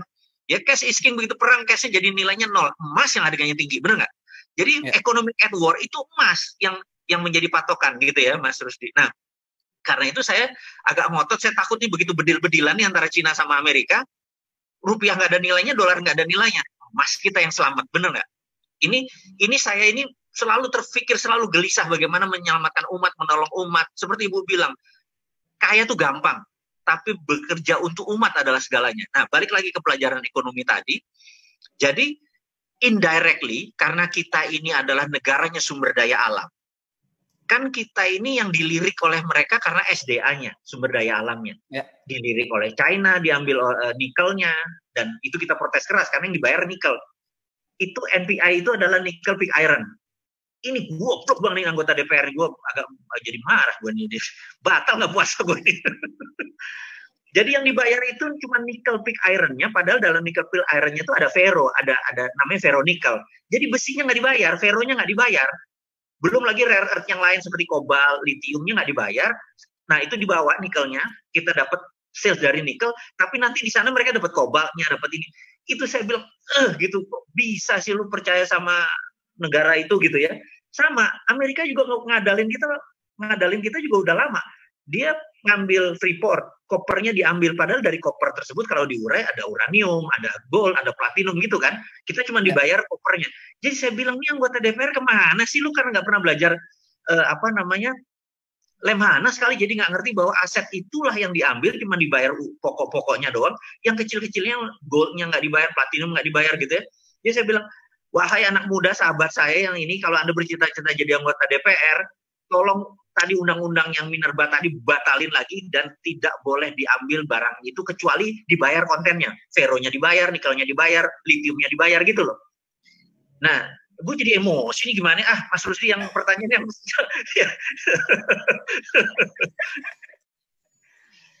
yang lain yang lucu gitu. Gini deh, buat teman-teman yang ada di rumah, pasti kan saya yakin punya banyak pertanyaan. Tolong Mas Heril dibuka komennya. Jadi kalau yang punya pertanyaan bisa langsung tektokan aja gitu. Jadi langsung nanti dijawab sama Pak Wowi. Siap. Mungkin Mas Heril ada pertanyaan buat Pak Wowi? Saya kalau ajak ngobrol ntar makin lama nih. Saya banyak Big fan nih Pak. Big fan Pak Wowi nih, Mas Heril nih. Fans garis keras nih Pak. Ya, siap. Pak Wowi, nih saya merangkum aja ya Pak Wowi ya. Merangkum tadi beberapa teman-teman udah banyak yang nanya sih. Namun sama saya akan filter juga yang menarik menurut saya bisa dibahas. Kayaknya kan menurut info yang saya tahu, dan Pak Wowi pernah cerita juga di suatu seminar waktu itu yang saya ikuti, Pak Wowi cerita ada titik nadir yang pernah Pak Wowi ikut rasakan waktu itu ya, kalau nggak salah pernah ada bangkrut segala macam ya, titik terendahnya Pak Wowi waktu masa itu ya. Terus lalu tadi Pak Wowi bouncingnya tuh langsung lebih tinggi dari sebelumnya malah gitu. Nah, kira-kira kan di masa-masa ini kan banyak yang merasakan seperti itu Pak Wowi ini. Kira-kira apa yang Pak Wowi lakukan? Apa yang Pak Wowi mungkin ada amalan khusus atau gimana, kita nggak tahu Pak Wowi gimana ya. Nah, tips-tipsnya buat kita tuh gimana biar bisa lebih tinggi lagi bouncingnya Pak? Menarik. Ini nggak pernah diomongin di depan publik sebelumnya karena ini adalah hal pribadi gitu ya. Aduh, saya nggak enak nih. Jadi saya minta izin untuk ini versi saya dalam bertuhan, bukan beragama ya. Bagi saya versi bertuhan itu pribadi. Jadi Mas Rusdi punya, Mas Eril punya, Ibu punya gitu. Semua orang punya cara bertuhan, cara beragama sama kita. Nah, saya itu percaya dengan sebuah kata bahwa Allah itu berbicara pada umatnya dari dulu sampai akhir zaman, gitu ya. Bahkan sama lebah pun dia berbicara gitu ya. Jadi kalau dalam bahasa Inggrisnya, God talk to mankind dari dulu dan sampai akhir zaman.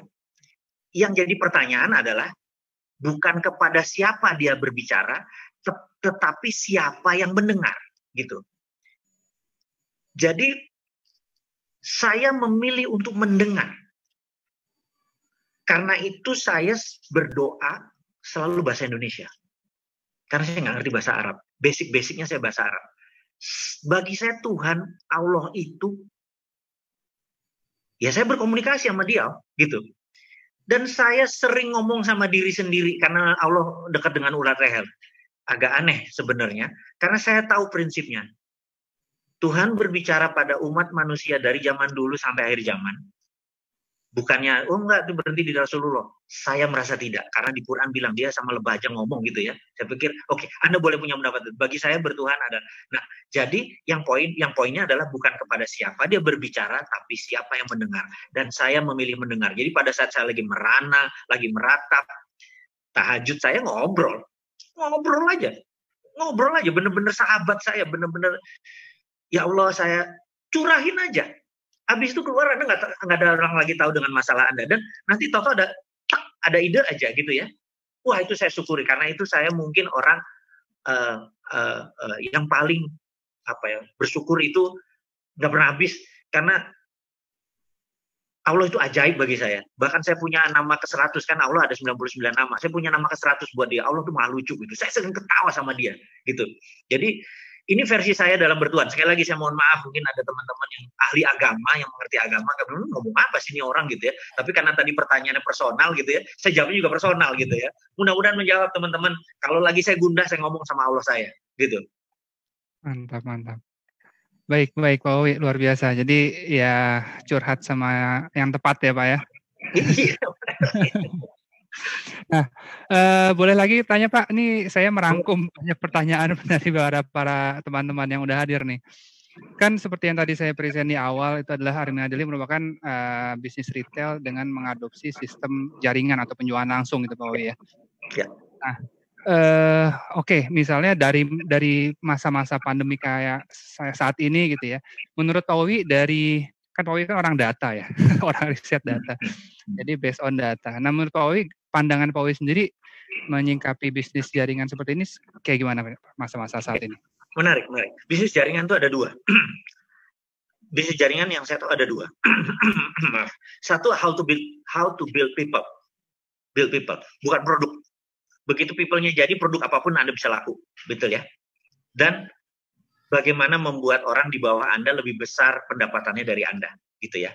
Nah, jadi saat ini kita jangan fokus di produk, karena produk bisa apapun, gitu ya.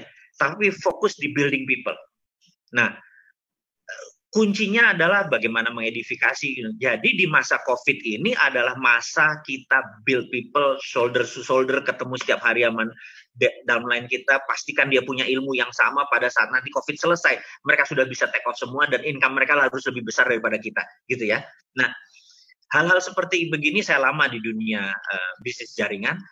Building people itu challenge-nya dari di bisnis ini, daripada produk bisa apapun, mau umroh kayak mau nanti jualan tasbih kayak gitu ya, itu gampang gitu. Jadi jangan fokus ke produk, jangan fokus ke profit, tapi building raise humankind, menolong terutama ilmu gitu ya. Jadi Anda royal aja kepada orang-orang di bawah Anda, kalau perlu cross line juga dikasih gitu ya, karena dan di masa ini masa yang tepat, karena begitu nanti masa COVID selesai 2-3 bulan lagi Anda tinggal ngegas gitu kan. Kalau sekarang fokus di produknya ya gitu. No, produk nomor 2 atau nomor 3. Nomor 1 building people, 2 make sure dia punya ilmu yang lebih tinggi dari ilmu kita gitu. Mudah-mudahan dijawab Mas Eril. Mantap. Siap. Mantap. Pak Rusdi, sekarang kita boleh mempersilahkan teman-teman buat nanya langsung nih Pak. Iya boleh. Banyak banget nih yang udah raise hand. Baru saya bilang tadi sesi pertanyaan sudah dibuka. Fans garis keras. Iya nih, saingan saya nih kayaknya Pak Rusdi nih.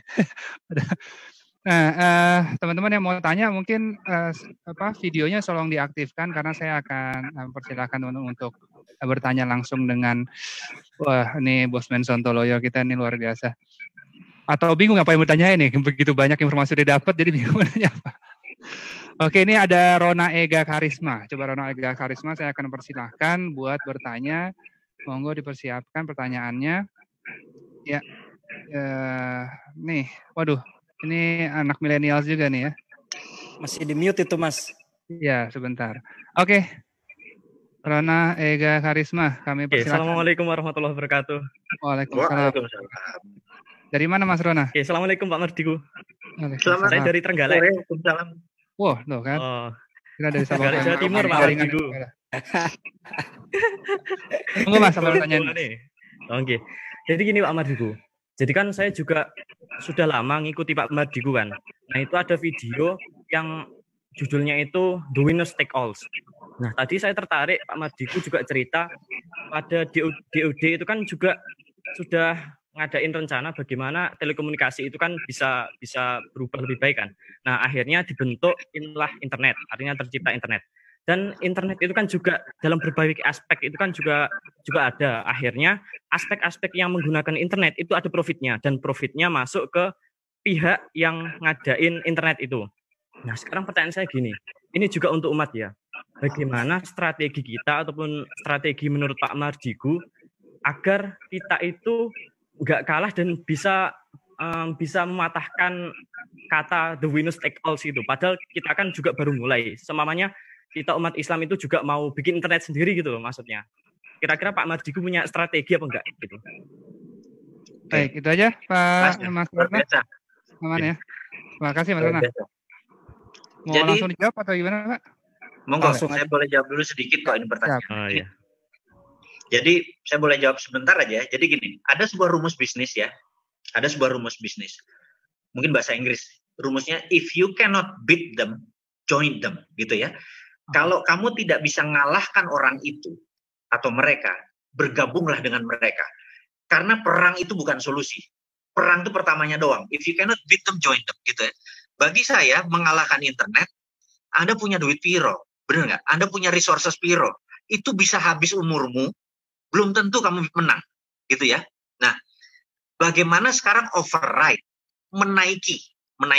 Jadi saya kasih contoh lagi. Saya ini bukan sekedar memberikan wacana, tetapi saya harus melakukan. Jadi saya berjanji pada diri saya harus merupakan walk the talk person. Walk the talk adalah orang yang melakukan apa yang dia katakan. Jadi saya nggak mau mengatakan ini, tapi saya tidak melakukan. Nah, jadi bagaimana cara override atau bekerja sama mereka? Saya mempunyai sebuah platform, masih baru namanya Viralmu. Viralmu ini adalah, kalau Mas dulu iklan di Facebook, misalnya 1 juta, maka algoritmanya Facebook membuat iklan tersebut jalan. Namanya Facebook Ad gitu ya. Nah, kita balik. Jadi, kita akan memberikan komisi kepada teman-teman yang mau ngeviralin. 2.000, 3.000, 5.000 ngeviralin gitu ya. Ternyata chance suksesnya lebih tinggi. Jadi teman-teman sekarang yang kalau punya uang misalnya 300.000 untuk biaya iklan di Facebook, coba deh Anda punya jamu, taruh di Viralmu, kemudian pasang 300.000, nanti ada 20.000 promoter, orang-orang yang akan menjualkan. Percaya saya, sales Anda lebih tinggi daripada jual ke Facebook Ad. Kuncinya adalah daripada ratusan triliun buat Facebook, kenapa nggak ratusan triliun buat promoter teman-teman Anda? Jadi teman-teman promoter ini adalah mereka-mereka netizen yang kerjanya ngeklikin. Jadi kita menaikkan nunggangi sistem dia. Jadi daripada nanti Anda taruh jutaan ke Facebook Ad yang untung Facebook, sekarang kita menaikkan sistem tadi, tapi yang untung teman-teman kita. Karena itu promoter itu adalah mereka-mereka yang pengangguran, PHK, teman-teman yang udah nggak tahu ngapa-ngapain, tapi punya 1.000 temennya, 500 temennya, dia ngeklikin. Jadi sahabat tadi, teman yang bertanya untuk winner takes all, sabar. Kita harus punya platform segera adalah tunggangi mereka dulu. Jadi jangan pernah fight melawan sesuatu yang besar gitu ya. Tunggangi dulu. Nah, ini salah satu strategi saya Viralmu. Saya tahu suatu saat Viralmu pasti dipotong sama Facebook. Tapi kita hinggap lagi di IG, hinggap lagi di Twitter dan lain sebagainya. Ya, nanti cek deh viralmu.id. Jadi Anda taruh, Anda nggak ngiklanin juga nggak apa-apa. Teman-teman ini nanti kalau ngiklanin Anda bagi komisi aja gitu ya. Ini cukup breakthrough sebenarnya. Tapi mudah-mudahan menjawab pertanyaan tadi bahwa kita harus terus inovasi gitu ya. Supaya bisa ngalahin mereka, kita grogotin. Jadi ada buku, kalau teman-teman mau baca, judul bukunya How to Swim with the Shark Without Being Eaten Alive. Ini buku menarik. Buku ini adalah bagaimana berenang dengan hiu, tapi kita nggak dimakan hidup-hidup. Itu bukunya menarik, Anda pelajari. Dan strateginya gini, kalau kita berhadapan sama hiu, dimakan kita. Tapi kalau kita di sampingnya hiu, inilah strategi winner take all. Suatu hari dia kekenyangan, kita makan dia, gitu ya. Ini sampai jam berapa ini? Kayaknya udah siap-siap buka nih. Cakep banget. Oke, terima kasih banyak Pak Mardigu. Iya. Monggo. Terima kasih Pak Rana. Baik. Wah, ada lagi mau ditanya ini Pak dari Hendy Ismarianto. Dia udah raise hand dari tadi, menarik, kayak dia mau langsung buru-buru tanya langsung dengan Pak Wowi nih. Hendy, kami persilakan. Di unmute Mas. Sudah? Nah, ya. Monggo Pak Hendy. Halo, Pak Hendy Ismarianto, ada yang mau ditanyakan? Oke, next ya.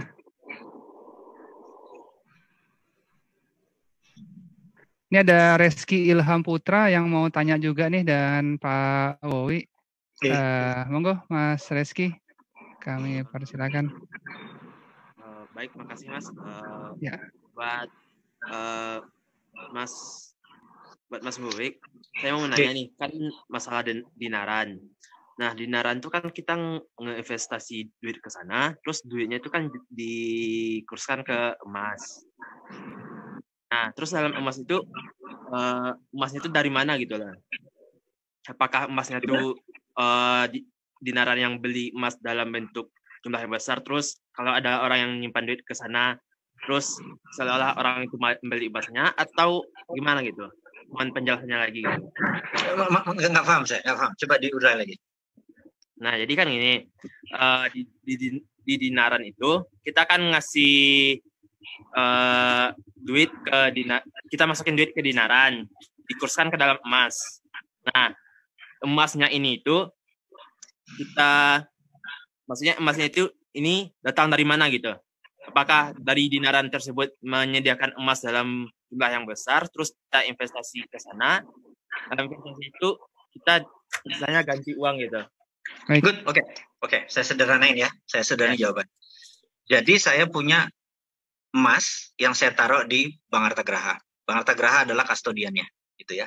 Jadi nanti tadi waktu sekarang Mas beli, biar sederhana ya, saya kasih Mas Rusdi contoh aja. Jadi Mas Rusdi punya uang 10 juta, Mas Rusdi akan dapat 11 gram emas. Ini contoh aja ya, 11 gram emas. Dah. Ya udah, emasnya mau diapain? Ya dibawa gitu ya. Nah, kalau di kita, emas tadi dititipkan di dinaran. Jadi ijab kabulnya jual beli ya. Kemudian taruh di dinaran, di balance sheet-nya Anda itu ada 10 juta, di ATM-nya Anda ada 10 juta.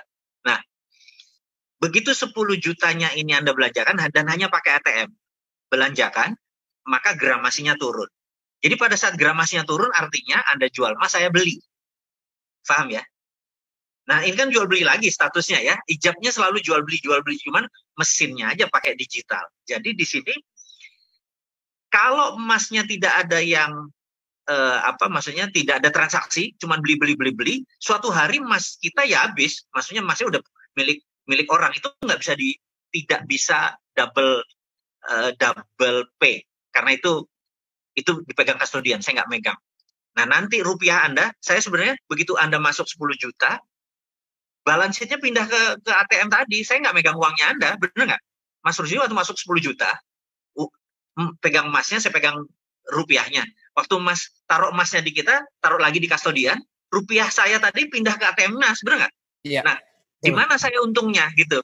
Pada saat jual beli itu kan ada misalnya harganya sekarang 850.000, 870.000, untungnya 20.000 selisihnya. Begitu jual beli ada selisih. Itulah untungnya kita sebagai penyelenggara dinaran tadi. Mulai kebayang. Ya. Mungkin terlalu teknis ya, tapi teman-teman kita harus mengajar bahwa ini ijab kabulnya jual beli, hanya teknologi aja gitu. Di sininya jual beli, masuk rupiah keluar emas, di sini keluar rupiah masuk emas. Itu mudah-mudahan kebayang ya teman-teman. Jadi dinaran masih sabar ya, masih jam 20 ya, jangan sekarang di downloadnya. Mudah-mudahan dijawab. Ini udah mau buka nih, kayaknya harus siap-siap nih kita. Betul, insya Allah sudah terjawab semua nih.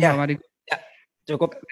Pak Wowi, terima kasih banyak nih, luar biasa waktunya. Kami appreciate banget Pak Wowi di tengah-tengah sibukannya. Walaupun masa pandemi, saya yakin Pak Wowi tetap sibuk sih kelihatannya. Terima kasih banyak Pak Wowi. Saya minta mungkin sedikit statement terakhir buat menutup perjumpaan kita yang luar biasa ini, Pak, bagi teman-teman. Monggo silakan Pak Wowi.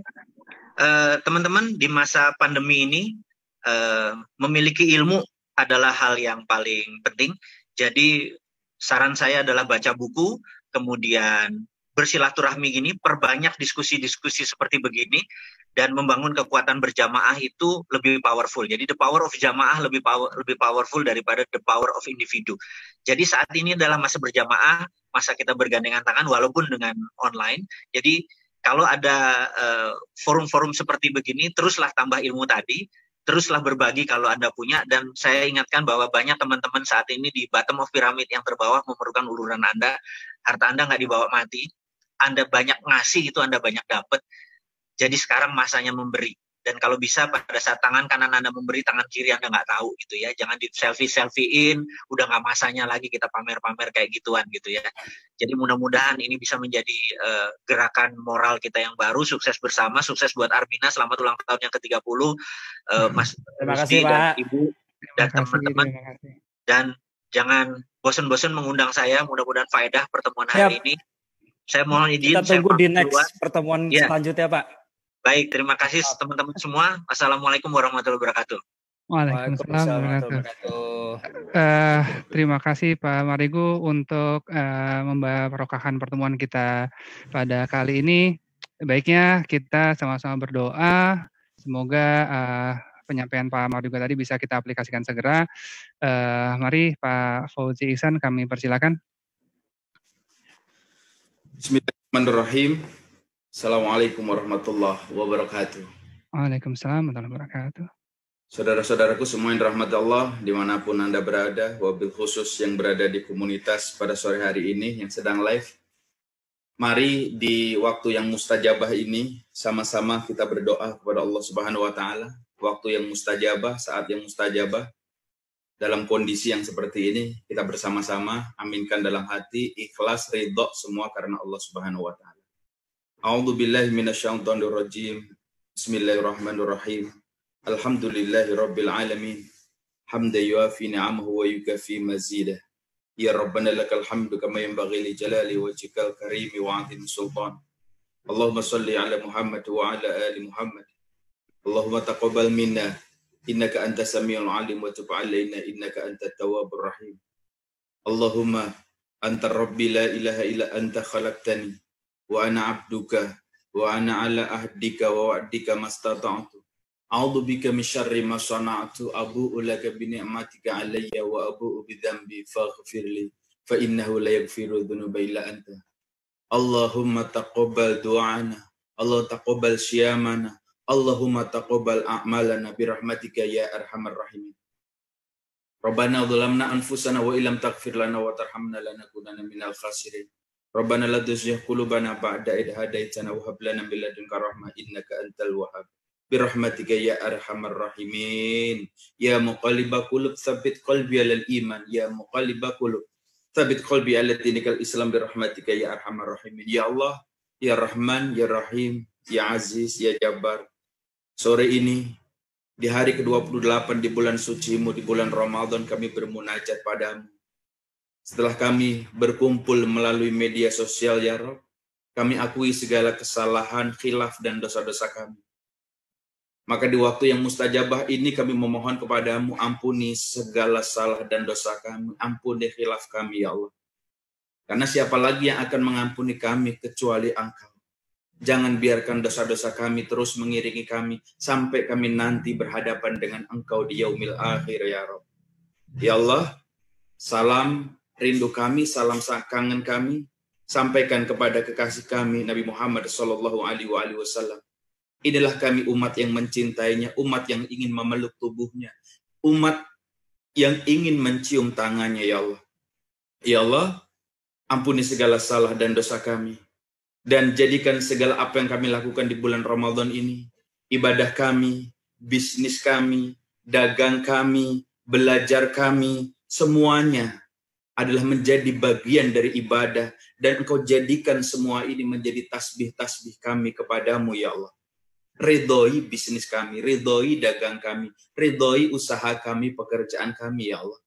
Di saat pandemi corona seperti ini, berikan petunjuk kepada kami, berikan kekuatan kepada kami. Ridhoilah jalan kami, agar kami terus senantiasa survive bersama dengan keluarga kami, dengan ekonomi yang senantiasa lebih baik, dengan keuangan yang lebih baik, serta dalam ridho dan rahmat-Mu, ya Allah. Ya Allah, terima amal ibadah puasa kami, terima tadarus kami, terima sholat tahajud kami, dan kabulkan doa-doa kami, ya Allah. Ya Allah, ya Rahman, ya Rahim, jadikan keluarga kami ini menjadi keluarga yang Engkau penuhi, Engkau cukupi kebutuhan lahir dan batinnya. Engkau cukupi segala iman dan takwanya, ya Allah, dan Engkau jadikan keluarga kami menjadi keluarga yang sakinah, mawaddah warahmah, ya Rabb. di bulan Ramadan ini yang hanya tinggal beberapa hari. Kabulkan doa-doa dan permohonan kami, ya Allah, yang kami panjatkan siang, malam, pagi, sore hanya kepadamu. Dan berkahi keluarga kami. Sehatkan keluarga kami, ya Allah. Ya Allah, ya Rahman, ya Rahim. Engkau berikan kekuatan kepada kami untuk senantiasa bertakarrub kepadamu. Dan Engkau jadikan hidup ini semakin berkah dengan rahmat-Mu, ya Allah. Ya Allah, ini Ramadan yang kami temui pada tahun ini. Kami mengucap syukur kepadamu yang setinggi-tingginya. Dan mudah-mudahan di Ramadan yang di tahun yang akan datang, Engkau berikan izin kepada kami untuk kami bertemu dengan Ramadan di tahun yang akan datang. Rabbana zalamna anfusana wa ilam taghfir lana wa tarhamna lanakunanna minal khasirin. Ya Allah, ampuni segala salah dan khilaf kami, ya Allah. Terima ibadah puasa kami, ya Allah. Ya Rabb, siapapun yang mengaminkan doa ini, siapapun yang ikut serta dalam doa ini, siapapun mereka, ya Allah, panggil mereka, ya Allah, untuk dapat melaksanakan ibadah haji beserta keluarganya masing-masing sebelum Engkau panggil mereka kembali ke haribaanmu, ya Allah. Ya Rabb, siapapun yang terlibat dalam acara ini, semua Engkau jadikan amal jariyah yang akan memperbesar peluang kami untuk tinggal di surga bersama Nabi Muhammad sallallahu alaihi wasallam. Terima kasih, ya Allah. Rabbana atina fid dunya hasanah wa fil akhirati hasanah wa qina adzabannar wa adkhilnal jannata ma'al abrar ya aziz ya ghafar ya rabbal alamin. Subhana rabbika rabbil izzati amma yasifun wa salamun alal mursalin walhamdulillahi rabbil alamin. Terima kasih. Wal afu minkum billahi taufiq wal hidayah. Assalamualaikum warahmatullahi wabarakatuh. Waalaikumsalam warahmatullahi wabarakatuh. Terima kasih Ustadz atas doanya. Baik, teman-teman semua yang sudah berpartisipasi di acara Ramadan Bistok ini, terima kasih atas kesediaan waktunya, atas partisipasinya. Kami dari segenap manajemen Arminareka, bentar lagi udah mau buka puasa, saya ucapkan selamat berbuka. Dan sekarang sudah mendekati Hari Raya Idul Fitri, saya mewakili seluruh manajemen Arminareka Group mengucapkan selamat Hari Raya Idul Fitri 1441 Hijriah. Mohon maaf lahir dan batin. Semoga kita bisa bertemu di kesempatan yang lain. Dari awal sampai akhir, jika banyak salah, saya mohon maaf sebesar-besarnya. Wabillahi taufiq wal hidayah. Assalamualaikum warahmatullahi wabarakatuh.